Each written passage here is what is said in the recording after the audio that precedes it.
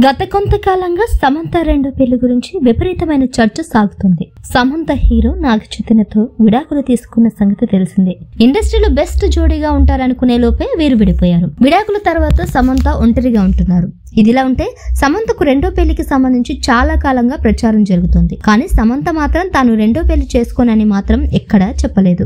అయితే గత కొంతకాలంగా సమంత బాలీవుడ్ దర్శకుడు రాజు నిడుమూరితో రిలేషన్ లో ఉంటుందంటూ ప్రచారం జరిగింది. సమంత నటించిన ఫ్యామిలీ మ్యాన్ వెబ్ సిరీస్ కు రాజు నిడుమూరు దర్శకత్వం వహించారు. వీరిద్దరు చాలా కాలంగా డేటింగ్ లో ఉన్నారనే ప్రచారం జరుగుతుంది. ఫ్యామిలీ మ్యాన్ వెబ్ సిరీస్ సమయంలోనే వీరిద్దరి ప్రేమకు బీజం పడినట్లు వార్తలు వస్తున్నాయి. అయితే రాజు నిడుమూరుకు ఇప్పటికే పెళ్లైంది. త్వరలోనే అతను తన భార్యకు విడాకులిచ్చి సమంతను వివాహం చేసుకోవడానికి రెడీ అవుతున్నారంటూ బాలీవుడ్ మీడియాలో ప్రచారం జరిగింది. ఇటీవల సమంత తిరుపతి వెళ్లిన సమయంలో కూడా రాజు నిడుమూరు ఆమెతోనే ఉన్నారు. తాజాగా సమంత రాజు నిడుమూరు భుజంపై వాలిన ఫోటో సంచలనంగా మారింది. ఆ సమయంలో రాజు నిడుమూరు భార్య శ్యామల షేర్ చేసిన పోస్ట్ కూడా నెట్టింట వైరల్ గా మారింది. నా గురించి మాట్లాడే వారికి, నా తరపున మాట్లాడే వారికి, నేను చెప్పేది వినేవారికి, నా గురించి రాసేవారికి, నా కోసం ఆలోచించే వారందరికీ దేవుడు ఆశీర్వాదం, ప్రేమ ఉండాలని కోరుకుంటున్నానని తన పోస్ట్ లో రాసుకొచ్చారు. దీంతో ఇప్పటికే రాజు నిడుమూరుతో భార్య విడిపోయారని నెటిజన్లు చర్చించుకుంటున్నారు. శ్యామల తాజాగా మరోసారి రాజు నిడుమూరు భార్య తన సోషల్ మీడియాలో షేర్ చేసిన పోస్ట్ సంచలనంగా మారింది.